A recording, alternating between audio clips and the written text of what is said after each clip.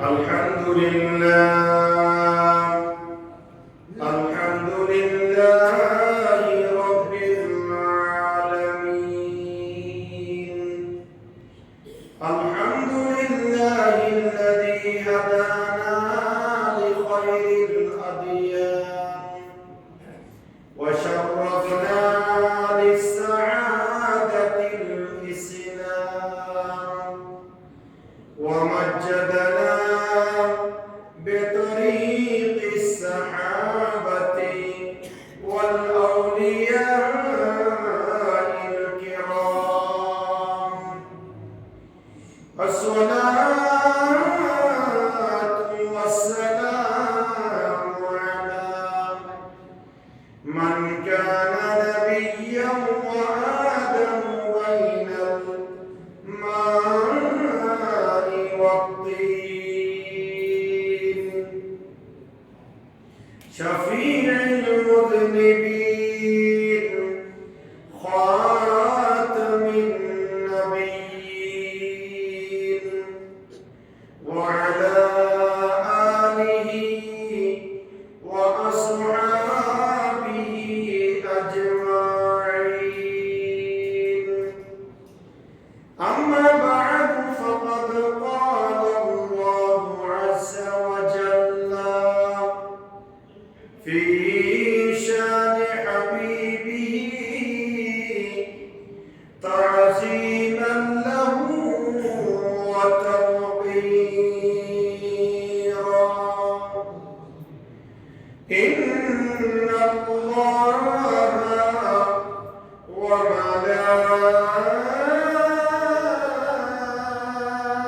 وملائكته يصلون على النبي يا أيها الذين آمنوا صلوا عليه وسلموا تسليما صلى الله على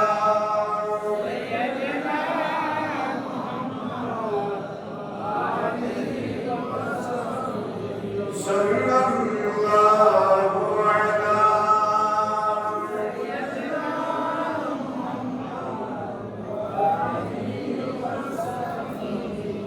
صلى الله على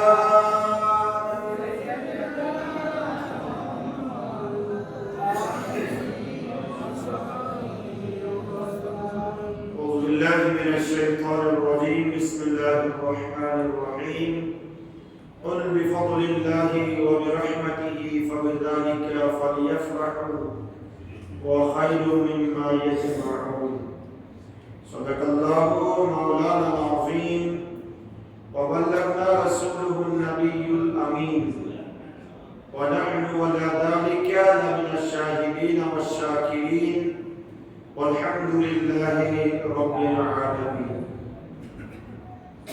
وعزت محترم حضرات মুসল্লিন ইনসাম সম্মানিত উলামায়ে কিরাম রহমানি ওয়া রাহিমাকুমুল্লাহ আল্লাহ সুবহানাহু ওয়া তাআলা আলিশান দরবারে লক্ষ কোটি শুকর এবং সুজুদ আদা করছি যে আল্লাহ পাকের অত্যন্ত দয়া এবং মেহেরবানিতে পবিত্র ঈদ মিলাদুন নবী সাল্লাল্লাহু আলাইহি ওয়াসাল্লাম আমার নবীর শুভ আগমনের এই মহিমান্বিত মাসের দ্বিতীয় জুমা নামাজ জুমার মহান লক্ষ্যে আল্লাহর মসজিদে আসার বসার সালামি আরজ করার সুযোগ আর তৌফিক যে আল্লাহ আমাদেরকে দান করেছেন তার দরবারে করছি আলহামদুলিল্লাহ আর লক্ষ দুরূদ ও সালামের হাদিয়া প্রেরণ করছি সোনার মদিনায় সরকারি মদিনা সুরুর কলব সিনা আফতাব নবুয়ত শাহ রিসালাত সুলতান মদিনা তাজদার হরম সরকার দু আলম ইমাম আল-আম্বিয়া মুহাম্মদুর রাসূলুল্লাহ সাল্লাল্লাহু তাআলা আলাইহি ওয়াসাল্লাম আর নূরি দরবারে উচ্চ আওয়াজে আরেকবার বলছি আলহামদুলিল্লাহ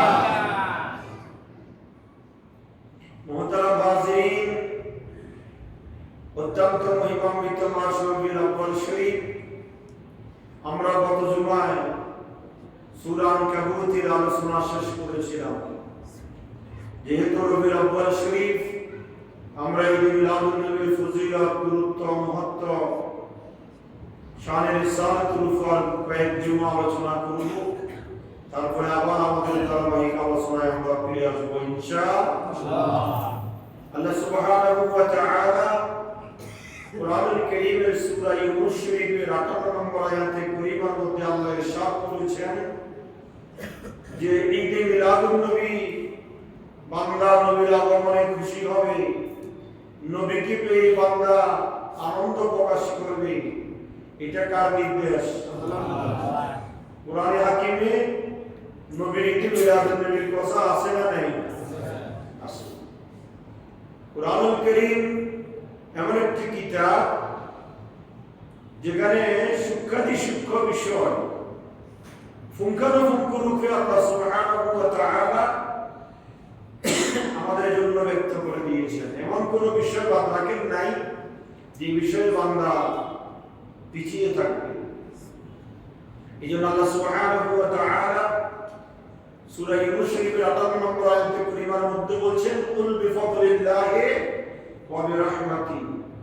নবী আমার, আপনি আপনার উম্মতদেরকে, আমি আল্লাহর বান্দাদেরকে আপনি জানিয়ে দেন, ঘোষণা করে দেন, ওয়াজ করে দেন, বিফাদলিল্লাহি ওয়া বিরাহমাতিহি, আল্লাহর পক্ষ থেকে ফজল, করুণা, দয়া, মেহেরবানি এবং রহমত পেয়ে ফালিয়াফরাহু, তোমরা খুশি উদযাপন করো। সুবহানাল্লাহ।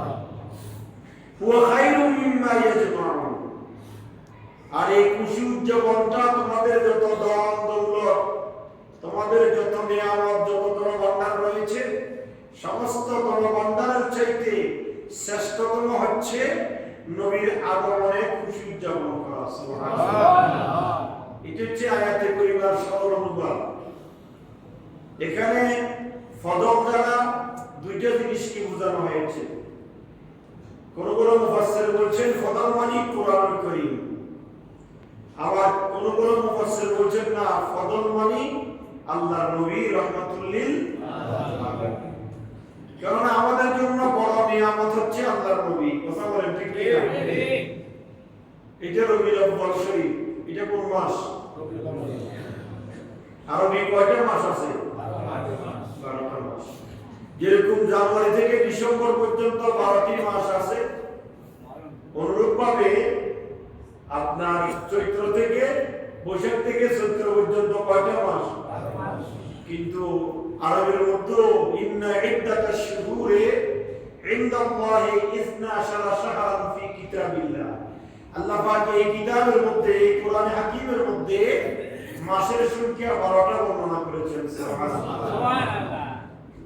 তাহলে আপনি জানুয়ারি, ফেব্রুয়ারি, বৈশাখ, চৈত্র যদি সারা জিন্দেগিও জপেন, এতে কোনো সওয়াব হবে না, এতে কোনো কি হবে না।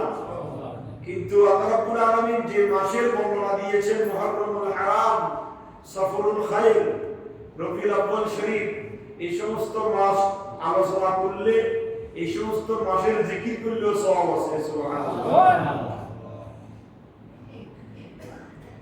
এই 12টি মাসের মধ্যে একটা চাইতে আরেকটা মাসের মর্যাদা আল্লাহর কাছে বেশি। কথা বলেন ঠিক কি না? যেমন রমজান মাস, যে মাসে একটা নফল ইবাদত করলে অন্য মাসে সুন্নত ইবাদতের সওয়াব, যে রমজান মাসে একটা সুন্নত ইবাদত করলে অন্য মাসে ফরজ ইবাদতের সওয়াব, যে রমজান মাসে একটা ফরজ আদায় করলে অন্য মাসে 70টা ফরজের সওয়াব, এর চাইতে আল্লাহ 700 গুণ পর্যন্ত বাড়াই দিবেন বলেছেন। সে রমজান মাস অতি সম্মানিত মাস। 12 মাসের মধ্যে আমরা জানি রমজান বেশি সম্মানিত। কথা বলেন ঠিক কি না?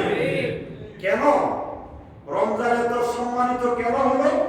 যদি আমি আপনি আল্লাহকে জিজ্ঞাসা করি, রব্বুল আলামিন রমজানকে আপনি এত সম্মান দিয়েছেন, তার কারণটা কি? তখন আল্লাহ রব্বুল আলামিন কোরআনে হাকিমের মধ্যে, সূরা বাকারার মধ্যে আমাকে আপনাকে জানাই দিবে, শাহরুর রমাদান আল্লাযী উনজিলা ফীহিল কুরআন। বান্দারে আমার, রমজান এই কারণে আমি আল্লাহর কাছে শ্রেষ্ঠ এই কারণে সম্মানিত, রমজান এই কারণে মর্যাদাওয়ালা যে রমজান মাসে আমি আল্লাহ কোরআন হাকিম নাযিল করেছি। বলুন সুবহানাল্লাহ। কোরআন হাকিম নাযিল করার কারণে রমজানের মর্যাদা।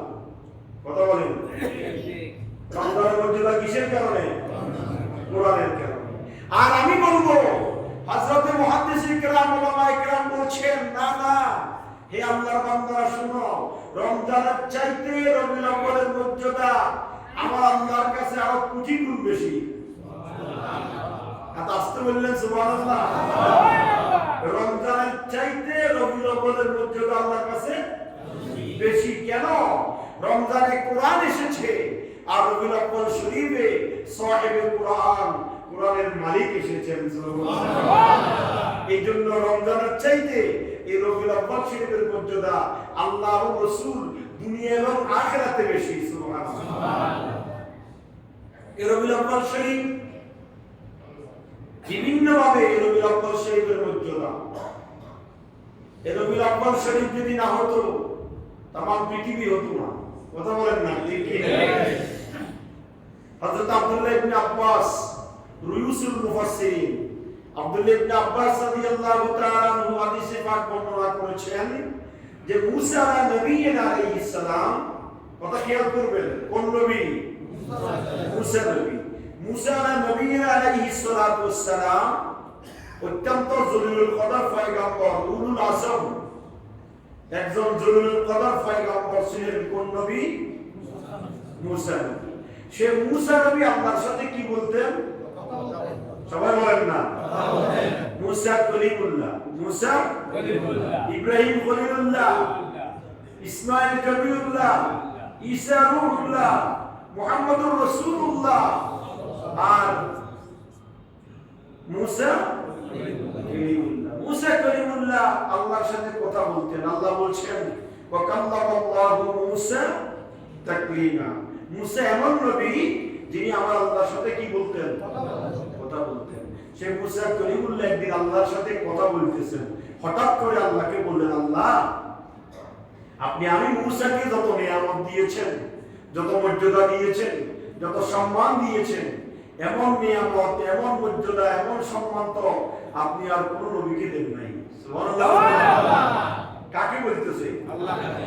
তখন আল্লাহ তার উত্তরে বলেন, মুসা রে ফাখুজ মা আতাইনাকা ওয়া কুম মিনাশ শাকিরিন ওয়া মুত আলা তাওহীদ ওয়া হুব্ব মুহাম্মাদিন সাল্লাল্লাহু আলাইহি ওয়াসাল্লাম।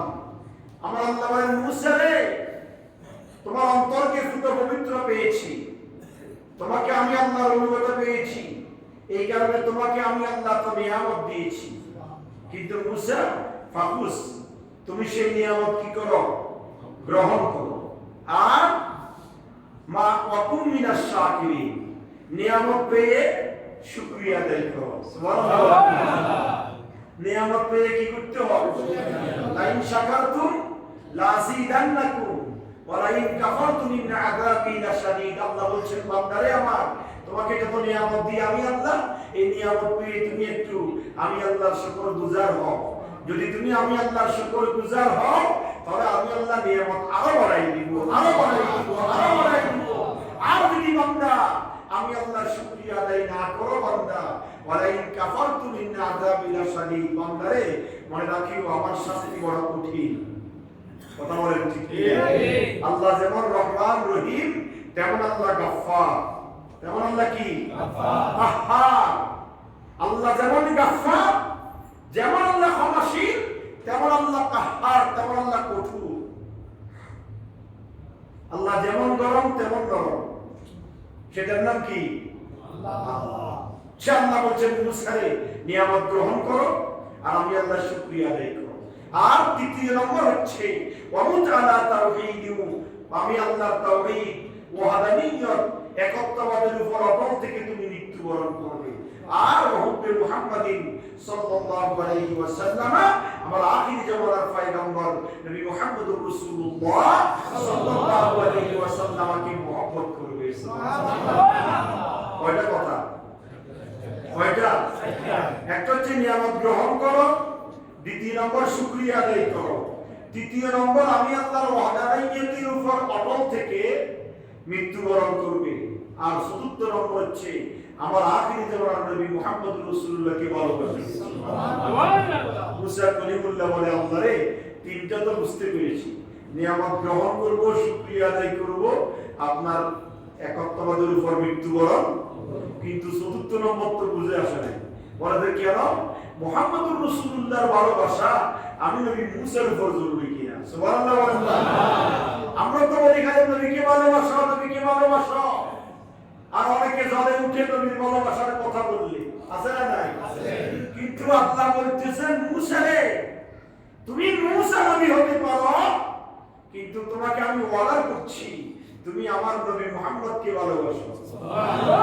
মুসা কলিমুল্লাহ বলে, আল্লাহ মুহাম্মদুর রাসূলুল্লাহর ভালোবাসা আমার উপর আবশ্যক কিনা?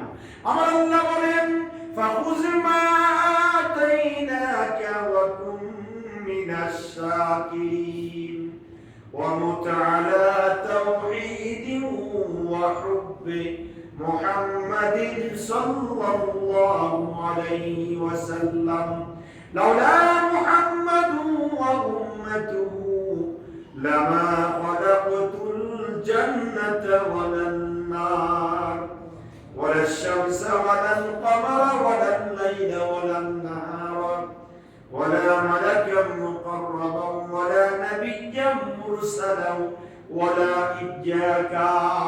আল্লাহু আকবার। আল্লাহ বলেন, মুসা লাউলা মুহাম্মাদুন ওয়া উম্মাতুহু, শুকরা করে মুসা, যদি মুহাম্মদ রাসূলুল্লাহ এবং তার উম্মতকে যদি আমি আল্লাহ সৃষ্টি না করতাম, লামা খালাকতুল জান্নাতা ওয়ালান নার, মুসা রে, জান্নাত আর জাহান্নাম, ওয়ালা শামসা ওয়ালাল কমারা, চন্দ্র এবং সূর্যকে সৃষ্টি করতাম না, ওয়ালাল লাইলা ওয়ালান নাহারা, দিন এবং রাত্রিকে সৃষ্টি করতাম না, ওয়ালা মালাকাম মুকাররামা, কোন সম্মানিত ফেরেশতাকে সৃষ্টি করতাম না, ওয়ালা নাবিয়্যাম মুরসালা, আদম সফিউল্লাহ থেকে ঈসা রূহুল্লাহ পর্যন্ত কোন নবীকে সৃষ্টি করতাম না। মুসা রে, যিনি মুহাম্মদুর রাসূলুল্লাহ সাল্লাল্লাহু আলাইহি ওয়াসাল্লাম এবং তার উম্মতকে যদি সৃষ্টি না করতাম, আসমান জমিন গ্রহ নক্ষত্র জান্নাত জাহান্নাম 18,000 মখলুকাতকে সৃষ্টি করতাম না, ওয়ালা ইজ্জাকা, তুমি নবী মুসাকে আমি আল্লাহ সৃষ্টি করতাম না। সুবহানাল্লাহ। তুমি নবী মুসাও সৃষ্টি হওয়ার পিছনে কারণ হচ্ছে নবী মুহাম্মদুর রাসূলুল্লাহ সাল্লাল্লাহু আলাইহি ওয়াসাল্লাম। সেই নবীর মুহাব্বত, সেই নবীর ভালোবাসা, সেই নবীকে স্মরণ করা, এটা ইবাদতের অংশ। সুবহানাল্লাহ। কিসের অংশ? ইবাদতের অংশ। আল্লাহ রাব্বুল আলামিন আহকামুল হাকিমিন রূহ জগতের মধ্যে একটা মাহফিল করেছেন। আমরা বিভিন্ন মাহফিল করি না? কথা বলেন, করি কি করি না? কিন্তু আমাদের মাহফিল যখন ঈদে মিলাদুন নবী হয়, তখন অনেকে বলে যে ঈদে মিলাদুন নবী কি দরকার ছিল, এমনি মাহফিল দিলে তো হতো। আবার অনেকে দেখা যায় ঈদে মিলাদুন নবীর মাসেও ঈদে মিলাদুন নবীকে বাদ দিয়ে সিরাতুন নবী বা অন্যান্য মাহফিল করে। আছে না নাই? আমি তাদেরকে কিছু বলবো না। মাহফিল যেটা নাম দিয়ে করুক না কেন, মানুষের হেদায়েতের প্রয়োজন আছে না নাই? যে কোনো নাম দিয়ে মাহফিল করা যায়, কিন্তু নবীর স্মরণে কেন মাহফিল করব? আল্লাহ সুবহানাহু ওয়া তাআলা রূহ জগতের মধ্যে সমস্ত ফেরেশতাদেরকে নিয়ে আল্লাহ নিজে বক্তা সেজে, আল্লাহ নিজে বক্তা সেজে রূহ জগতের মধ্যে সমস্ত শ্রোতাদের, নবীদের রূহকে শ্রোতা বানিয়ে আর আমার নবীর আগমনের বৃত্তান্ত নিয়ে আল্লাহ মাহফিল করেছেন। সুবহানাল্লাহ। খোদা খুদ মেরে মজলিস বুদে अंदर ला मका खुसरू, खुदा खुद मेरे मजलिस बूदे अंदर ला मका खुसरू, मुहम्मद शम्ए महफिल बूदे शब जा एक मनबूदम। সুবহানাল্লাহ। অর্থাৎ আমির খুসরু আল্লাহর একজন জলিলুল কদর পয়গম্বর ছিলেন, আমির খুসরু রাহমাতুল্লাহি আলাইহি। তিনি একদিন মুরাকাবায় মুশাহাদায় বসেছেন। আল্লাহর ওলি ছিলেন, বুজুর্গ ব্যক্তি ছিলেন। রাত্রে রিয়াদতে বসেছেন। হঠাৎ করে তিনি তিনি রিয়াদত করতে করতে করতে তিনি লামাকানে চলে গেলেন, আরশ আজিমে যান যোগাযোগ হয়ে গেল। সুবহানাল্লাহ। আল্লাহর ওলিরা চক্ষু বন্ধ করলে আল্লাহর আরশ পর্যন্ত দেখতে পায়। আল্লাহু আকবার। এটা আমি আপনি দেখি না বিদায় আমি আপনি বিশ্বাস করতে পারি না। আল্লাহর ওলিরা কি আমার আপনার মতো না? যাদের এই শরীরের ভিতর একটা হারাম গেজা নাই, হারাম খাদ্য নাই, অন্যায় নাই, অপরাধ নাই, গুনাহ আছে, ছোট ছোট সগীরা গুনাহ, কোনো কবিরা গুনাহ নাই, গীবত নাই, শিকায়াত নাই, ফরনিন্দা নাই, ফরের হক খোয়ানি নাই, কোনো কিছুই নাই, তারা আল্লাহর ওলি। কথা বলেন ঠিক কি না? ওলি যে সে হইতে পারে না।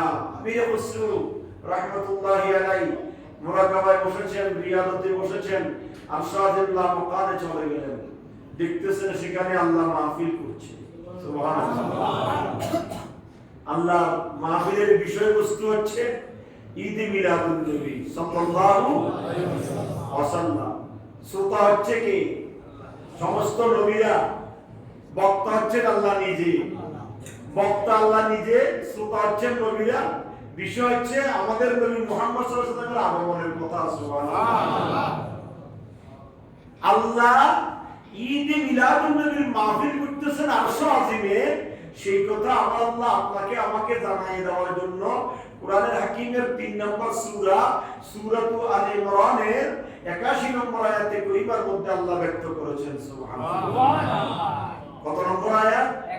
সূরা আলে ইমরানের 81 নম্বর আয়াতে করিমার মধ্যে আল্লাহ বলছেন, ওয়া ইযা খাদাল্লাহু মিসাকান নাবিয়্যিন, নবী হে আমার সেই সব কথা, সেই সময়ের কথা আপনি স্মরণ করুন যখন আমি আল্লাহ সমস্ত নবীদের থেকে অঙ্গীকার নিচ্ছিলাম। সুবহানাল্লাহ। সমস্ত নবীদেরকে আল্লাহ এভাবে বসে আল্লাহ নবীদের থেকে অঙ্গীকার নিয়েছেন। কি নিয়েছেন? অঙ্গীকার। নবীরা আল্লাহর সাথে অঙ্গীকারে আবদ্ধ হয়েছে, নবীদের থেকে অঙ্গীকার নিয়েছেন। কি অঙ্গীকার নিয়েছেন? লামা আতাইতুকুম মিন কিতাবিন ওয়া হিকমা। আল্লাহ বলছেন নবীদেরকে শুনো, তোমাদেরকে কিতাব এবং হিকমত দান করলাম। কি দান করলাম? কিতাব এবং হিকমত। নবীদেরকে কিতাব দেন নাই? কথা বলেন না, কি দিয়েছেন? নবীদেরকে কিতাব দেন নাই? তাওরাত, জাবুর, ইনজিল, সহিফা, এগুলা নবীদেরকে আল্লাহ দিয়েছেন। আল্লাহ বলেন লামা আতাইতুকুম মিন কিতাবিন ওয়া হিকমা, তোমাদেরকে কিতাব এবং হিকমত, জ্ঞান বিজ্ঞান দান করলাম। সুম্মা জাআকুম রাসূলুন, যখন তোমাদের কাছে আমার একজন রাসূল আসবে, মুসাদ্দিকুল লিমা মাআকুম, তখন তোমরা সেই নবীর সত্যতা স্বীকার করবে, সেই নবীর সত্যতা প্রমাণ করবে। সুবহানাল্লাহ।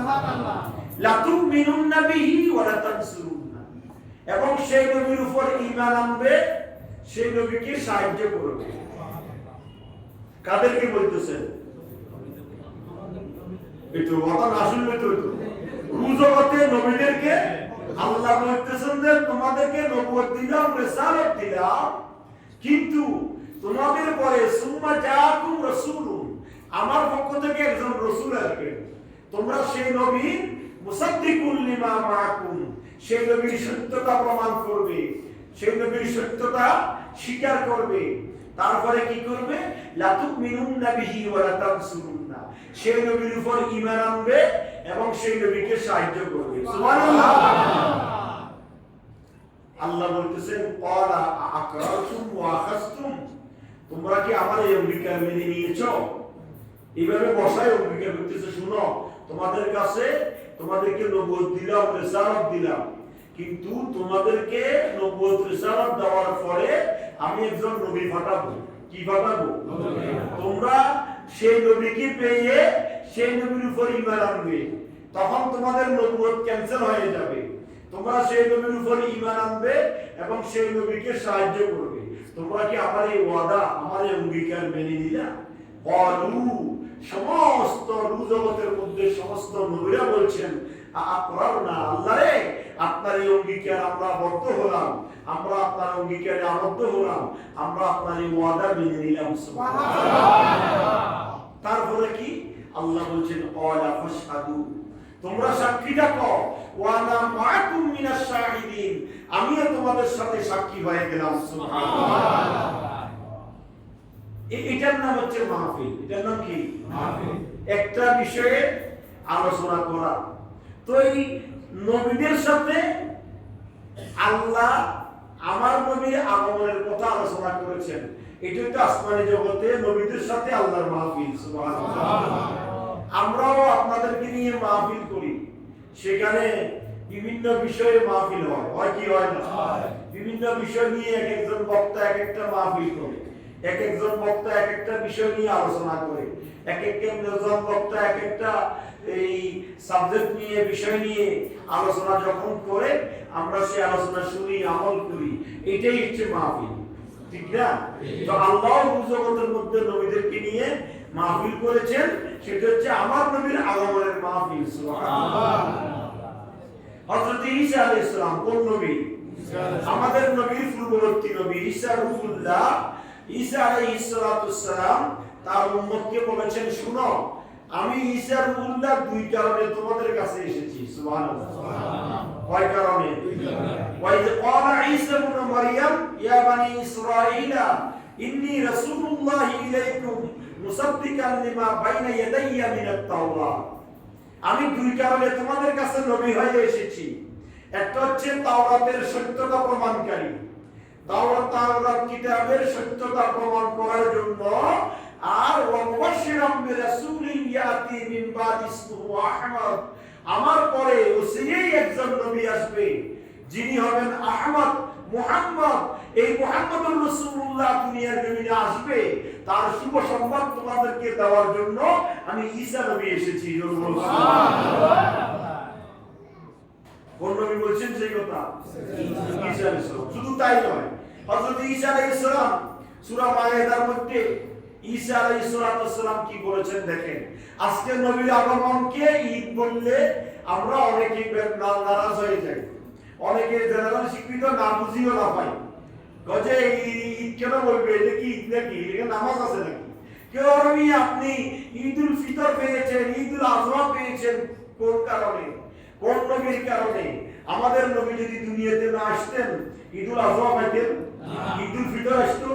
রমজান আসতো? কোরআন আসতো? নামাজ, রোজা, হজ, যাকাত কোনো দরকার ছিল? সবকিছু হয়েছে আমাদের নবীর কারণে। এইজন্য ঈসা রূহুল্লাহ তার উম্মতদেরকে কি বলেছেন শুনুন। মান্না সালাওয়া খাবার শুনেন নাই? বনি ইসরাইলের কাছে আগে আসমানি খাবার আসতো। কি খাবার? আসমানি খাবার। আসমান থেকে রিজিক আসতো, এটাকে বলে মান্না সালাওয়া। ঘরের ভিতর ঘুমাইতেছে, বসে আছে, ঘরে কিছু নাই, ঘুম থেকে উঠে নামাজ পড়তেছে, নামাজ পড়ে দেখতেছে যে এখানে বিভিন্ন ফল ফুল খানা জমি রয়েছে ঘরের ভিতরে। সুবহানাল্লাহ। বাড়িতে বলি এটাকে বলে আসমানি খাবার, মান্না সালাওয়া। এটাকে বলে কি বলেন না? আসমানি খাবার, মান্না ওয়া সালাওয়া। এটা কোরআনের আয়াত, মান্না ওয়া সালাওয়া। এই মান্না সালাওয়া, এই আসমানি খাবার যখন ঈসা রূহুল্লাহর উম্মতের কাছে এসেছে, ঈসা রূহুল্লাহ কি বলতেছেন শুনুন। ক্বালা ঈসা ইবনে মারইয়াম আল্লাহুম্মা রাব্বানা আনজিল আলাইনা মাইদাতাম মিনাস সামা তাকুনু লানা ঈদান লিআওয়ালিনা ওয়া আখিরিনা ওয়া আয়াতাম মিনকা ওয়ারযুকনা ওয়া আনতা খায়রুর রাযিকিন। সুবহানাল্লাহ। ঈসা রূহুল্লাহ বলতেছে, যেই দিন বনি ইসরাইলের কাছে আসমানি খাবার এসেছে, সেই দিন হচ্ছে ঈদের দিন। সুবহানাল্লাহ। তো বনি ইসরাইলে যদি আসমানি খাবার খেয়ে সেই দিনকে ঈদের দিন বলতে পারে, আমরা নবী রাহমাতুল লিল আলামিনকে পেয়েছি, যেই দিন আসলে তামাম পৃথিবী আসতো না, যিনি আসলে ঈসা রূহুল্লাহ থেকে আদম সফিউল্লাহ থেকে ঈসা রূহুল্লাহ পর্যন্ত কোনো নবী আসতো না, 18,000 মখলুকাত সৃষ্টি করতো না, সেই নবীকে আমরা যেই দিন পেয়েছি, সেই দিন যদি ঈদের দিন বলা হয়, মুসলমান এটা ভুল হবে না। এটা কি হবে না? ভুল হবে না। নবী রাহমাতুল লিল আলামিন শুধু তাই নয়, সারি খলিফা হযরত আব্দুল্লাহ ইবনে আব্বাস, যিনি রুসুল মুফাসসিরিন ছিলেন, উনারাও ঈদ মিলাদুন নবী উদযাপন করেছেন। সুবহানাল্লাহ বলেন। সুবহানাল্লাহ। উনারাও কি উদযাপন করেছেন?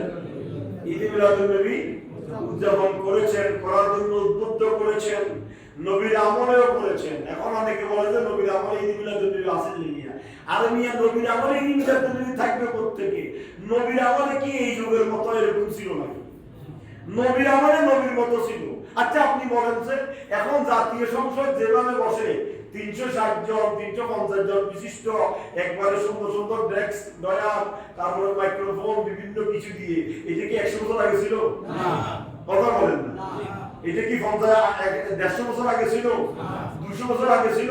এখন আপনি একটা অফিস করবেন সাধারণ, সেই অফিসকে বিভিন্ন কারুকার্য করে ডেকোরেশন করে 20-30 লাখ টাকা খরচ করে আপনি অফিসে বসেন। আপনার কাছে দেখা করতে হলে আরো 5টা গেট অতিক্রম করে যেতে হয়। 100 বছর আগে এই ধরনের অফিস কেউ দেখছে চোখে? আপনি বাড়ি একটা রুম একটা ফ্ল্যাট নেন, একটা ফ্ল্যাটকে আপনি লক্ষ কোটি টাকা দিয়ে সাজগোজ করে কাঠ দিয়ে বিভিন্ন কন্ডিশন করে তারপর আপনি দেখতেছেন। 100 বছর আগে জিন্দেগিতে কেউ দেখছে? কথা বলেন না। আরে 100 বছর বাদ দিলাম, 50 বছর আগে মসজিদ ছিল যাওয়ার জন্য কাঠের খেজুরের ডালের। কথা বলেন না। আপনি দেখছেন না? এখন 100 বছর আগে আমার নবীর আগমন সাহাবায়ে কেরামের যুগে ঈদ মিলাদুন নবী হয়েছে, কিন্তু এখন যেরকম জাঁকজমকভাবে গরু জবাই করে বড় আকারে মাহফিল করে প্যান্ডেল করে আধুনিকতার বিভিন্ন ছোঁয়া লাগিয়ে যেভাবে হয় এইভাবে তখন ছিল না। কিন্তু তখনও ঈদ মিলাদুন নবী ছিল। সুবহানাল্লাহ। হযরত আবু বকর সিদ্দিক কয় নম্বর খলিফা? বলেন না কয় নাম্বার? নাম্বার 1। যার উপরে কোনো ওয়ান নাই, যার উপরে আর কি নাই, যার উপরে কোনো ব্যক্তি নাই। বাদাল আম্বিয়া আফজালুন নাস বাদাল আম্বিয়া। সমস্ত নবী রাসূলের পরে কোটি কোটি কোটি কোটি বিলিয়ন তত বান্দাবান্দি আছে। সমস্ত বান্দাবান্দিদের উপরে এক নম্বরে যার স্থান, তিনি হচ্ছেন আবু বকর সিদ্দিক। সুবহানাল্লাহ। এর আসতে বললেন সুবহানাল্লাহ। সে আবু বকর সিদ্দিক বলতেছে, মান আনফাকা দিরহামান 977 হিজরি, মক্কা 977 হিজরির মুহাদ্দিস আল্লামা ইবনে হাজার হাইতামি রাহমাতুল্লাহ, তিনি আন-নি'মাতুল কুবরা আল আলামী একটা কিতাব লিখেছেন 977 হিজরিতে। কত হিজরিতে? 977। সেই 977 হিজরির মক্কার তৎকালীন যুগের মক্কার মুহাদ্দিস ছিলেন ইবনে হাজার হাইতামি রাহমাতুল্লাহ। তিনি তার এই কিতাবের মধ্যে লিখেছেন, আবু বকর সিদ্দিক বলেছে, মান আনফাকা দিরহামান আলা কিরাতি মাউলুদিন নবী সাল্লাল্লাহু আলাইহি ওয়াসাল্লাম, যে ব্যক্তি ঈদ মিলাদুন নবী উদযাপন করবে, ঈদ মিলাদুন নবীতে 1 টাকা খরচ করবে, কানা রফিকি ফিল জান্নাহ, ওই ব্যক্তি জান্নাতের মধ্যে আমি আবু বকর সিদ্দিকের বন্ধু হবে। সুবহানাল্লাহ। এখন আপনি প্রশ্ন করতে পারেন, আবু বকর সিদ্দিক কিভাবে জানে তিনি যে জান্নাতে যাবে? প্রশ্ন আছে না? জান্নাতের মালিক নবী মুহাম্মদুর রাসূলুল্লাহ সাল্লাল্লাহু আলাইহি ওয়াসাল্লাম জানিয়ে দিয়েছেন, আবু বকর ফিল জান্নাহ, ওমর ফিল জান্নাহ, ওসমান ফিল জান্নাহ, আলী ফিল জান্নাহ, আর জুবাইর ইবনে তালহা ফিল জান্নাহ। আল্লাহ রাসূলের 10 জন সাহাবীকে কিসের শুভ সংবাদ দিয়েছেন? তো এই হিসাবে আবু বকর সিদ্দিক জান্নাতি। কথা বলেন। আর আবু বকর সিদ্দিক বলতেছে, আমি জান্নাতে যাব, তুমি যদি ঈদ মিলাদুন নবী উদযাপন করো, 1 টাকা খরচ করো, তাহলে তুমিও আমি আবু বকর সিদ্দিকের সাথে জান্নাতে থাকতে পারবে। সুবহানাল্লাহ। দ্বিতীয় খলিফা ওমর ইবনে খাত্তাব 22.5 লক্ষ বর্গ মাইলের প্রেসিডেন্ট ছিলেন। 1 লক্ষ 2 লক্ষ নয়, 22.5 লক্ষ বর্গ মাইলের প্রেসিডেন্ট ওমর ইবনে খাত্তাব খলিফাতুল মুসলিমিন, যাকে শয়তান পর্যন্ত ভয় করত। কাফেররা তো জলের মতো ভয় করত, শয়তান পর্যন্ত যাকে ভয় করে। সে ওমর ইবনে খাত্তাব বলছেন, মান আযযামা মাউলুদিন নবী সাল্লাল্লাহু আলাইহি ওয়াসাল্লাম ফাকাদ আহিয়াল ইসলাম, যে ব্যক্তি ঈদ মিলাদুন নবী উদযাপন করবে সে যেন ইসলামকে জিন্দা করলো। সুবহানাল্লাহ। তারপরে হযরত উসমান, যিনি কয়েকবার জান্নাত খরিদ করেছেন। সুবহানাল্লাহ। একবার দুইবার নয়, কয়েকশতবার জান্নাতকে খরিদ করেছেন। আল্লাহ রাসূল তো বলছে ওসমান ফিল জান্নাহ, ওসমান কোথায় যাবে?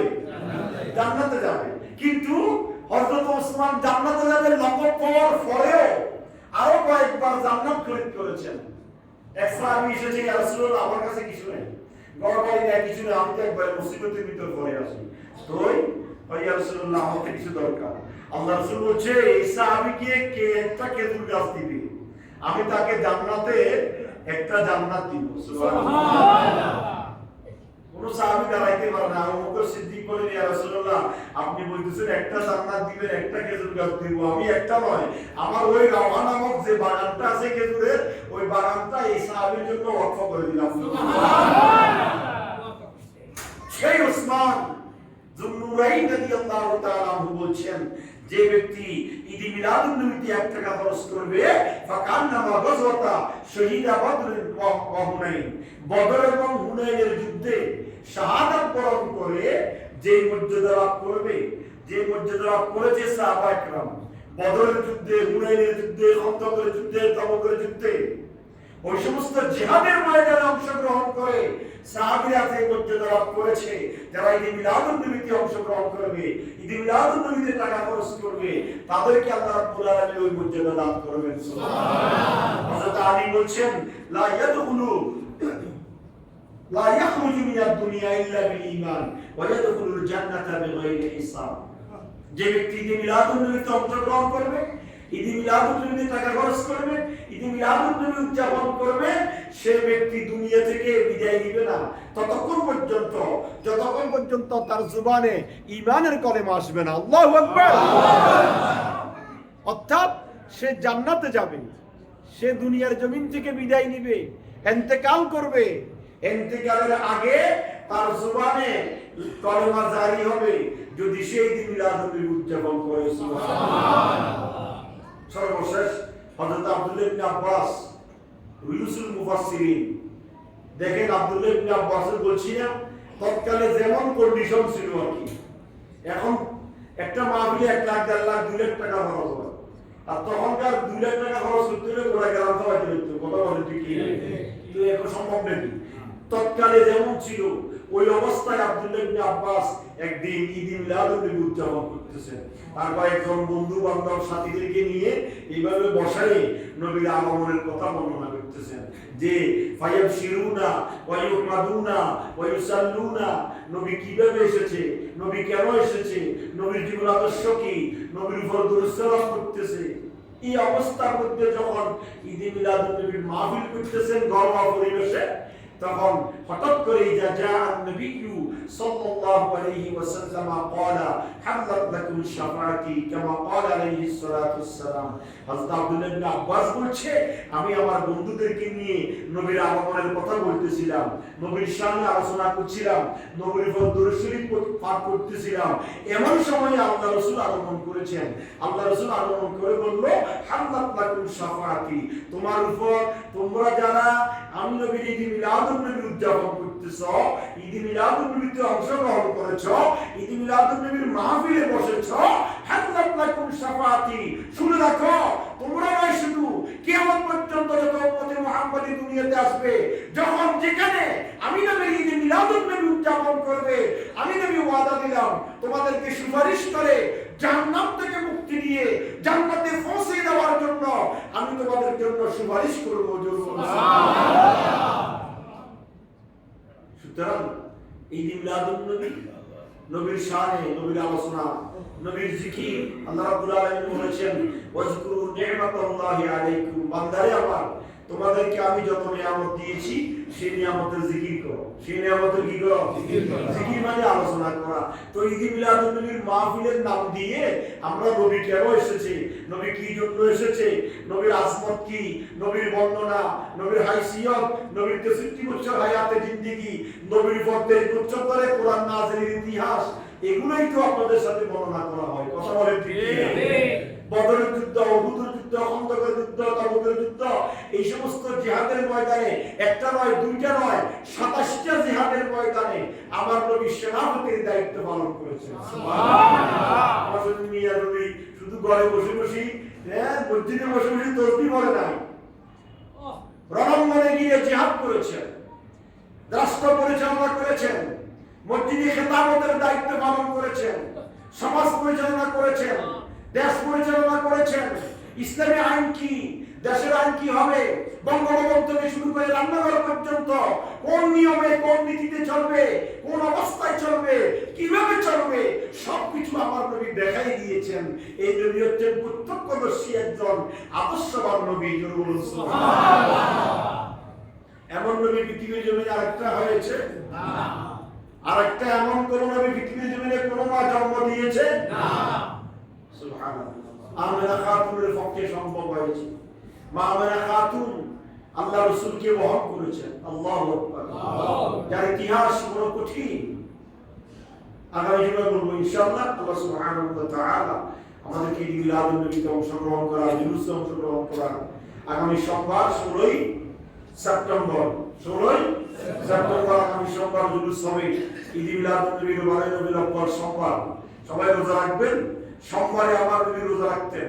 আমার নবীকে জিজ্ঞাসা করা হয়েছে কেন রোজা রাখেন আপনি সোমবারে? আল্লাহ রাসূল বলেন ফিহি উলিদতু ফিহি ইয়াউমা উলিদতু, এই সোমবারে আমি দুনিয়া জমিনে আগমন করেছি, সোমবারে আমি জন্মগ্রহণ করেছি, এইজন্য আমি সেই শুকরিয়া স্বরূপ আল্লাহর দরবারে রোজা রাখি। সুবহানাল্লাহ। আল্লাহ রাসূলকে জিজ্ঞাসা করা হলো ইয়া রাসূলুল্লাহ সোমবার এবং বৃহস্পতিবার আপনি রোজা রাখেন 2 দিন, তার কারণটা কি? আল্লাহ রাসূল বলেন তুরাদু আলাইয়া আমালুকুম, তোমাদের আমলগুলা আমি নবীর কাছে আসে, আমি নবীর থেকে আরশ আজিমে যায়, আর আমি রোজা রাখি সোমবার এবং বৃহস্পতিবার এই জন্য যাতে করে রোজাদার অবস্থায় আমার আমলগুলো আল্লাহর কাছে পৌঁছে, এই জন্য আমি সোমবার এবং বৃহস্পতিবার রোজা রাখি। সুবহানাল্লাহ। ওমিয়া খালি নবীর মহব্বত করেন, নবীর মহব্বত করে লাফালাফি করলে তো নবীর সুন্নতের অনুসরণ দরকার আছে না নাই? আছে। নবীর মহব্বত, নবীর মাথার তালু থেকে পায়ের তালু পর্যন্ত সুন্নতের মুজাসসাম নমুনা হবে নবীর মহব্বতের বহিঃপ্রকাশ। কথা বলেন না ঠিক কিনা? মাথার তালু থেকে পায়ের তালু পর্যন্ত গোটা আপনার অবস্থা হবে রাসূল পাকের সুন্নতের মুজাসসাম নমুনা যদি আপনার কাছে প্রকাশিত হয়, তাহলে আপনি সুন্নি, তাহলে আপনি সুন্নি মুসলমান। শুধু সুন্নি সুন্নি বলে যদি মুখে প্রকাশ করলাম, সুন্নতের দ্বারা জানতেও নাই, রাসূলের আদর্শের দ্বারা জানতেও নাই, রাসূল কিভাবে সংসার করেছেন, রাসূল কিভাবে বৈবাহিক জীবন পরিচালনা করেছেন, স্ত্রীর সাথে কেমন ব্যবহার করেছেন, ছেলে মেয়েদেরকে কি শিক্ষা দিয়েছেন, সংসার কিভাবে পরিচালনা করেছেন, হাট বাজার কিভাবে পরিচালনা করেছেন, স্ত্রীদেরকে কাজে কিভাবে সহযোগিতা করেছেন, স্ত্রীদেরকে ধন সম্পত্তি দিয়ে কিভাবে স্ত্রীদের মন জয় করেছেন, স্ত্রীদের বলতে বাধ্য হয়েছে। আম্মা আয়েশা সিদ্দিকা রাদিয়াল্লাহু তাআলা আনহা অত্যন্ত অল্প বয়সে আল্লাহ রাসূলের সাথে শাদী হয়েছেন। 51 বছর বয়স স্বামীর আর 6 বছর বয়স স্ত্রী। এমন বয়সে একটা বুড়া স্বামীর কাছে একটা যুবতী শিশু মহিলা নারী আল্লাহ রাসূলের কাছে স্ত্রী হিসেবে বিবাহ বসার পরে আম্মা আয়েশা সিদ্দিকাকে জিজ্ঞাসা করা হয়েছে তোমার সংসারটা কেমন যাইতেছে? বলিও না, একদিন নয় 2 দিন নয়, লাগাতার 1 সপ্তাহ আমার ঘরে চুলায় আগুন জ্বলে না। কিন্তু খোদার কসম করে বলছি রাসূল পাকের এত মায়া এত মহব্বত আমার সাথে দেখায় যা আমি জীবনে বলতে পারবো না। আমার পরিবারে কোনো অভাব নাই, কোনো অশান্তি নাই। আমরা স্বামী স্ত্রীর মধ্যে আমার আন্তরিকতা মহব্বত পৃথিবীর ইতিহাসে বিরল। আর আপনি তো মনে করেন স্ত্রীকে চাকরানি, যেমন তেমন ব্যবহার করেন, যেমন তেমন করেন, দিনের রাতে একটা বাড়ি, রাত্রে সারাদিন কথা বলেন না, 2-4-10 দিন কথা বলেন না, খানা খাইতেছে না খাইতেছে, অসুস্থ না সুস্থ, একটু যদি এদের ভেতর হয়, হ্যাঁ সময় থেকে যদি একানাদের ভেতর হয়, তাহলে এখানে আপনি চাকরানি মনে করে ফলাই দেন। আবার যখন দণ্ডনে উঠে তারপরে বউ লাগে, আবার দণ্ডনে গেলে হয়, আবার বউ দরকার হয় না। এই যদি পরিবেশ আমাদের হয়, তাহলে আমাদের পরিবারে শান্তি আসবে না, আমাদের স্ত্রীদের মধ্যে, আমাদের স্বামী স্ত্রী, আমাদের পরিবার সুখের হবে না। আসুন নবীর আদর্শ সর্ব জায়গায় আমাদেরকে মানতে হবে।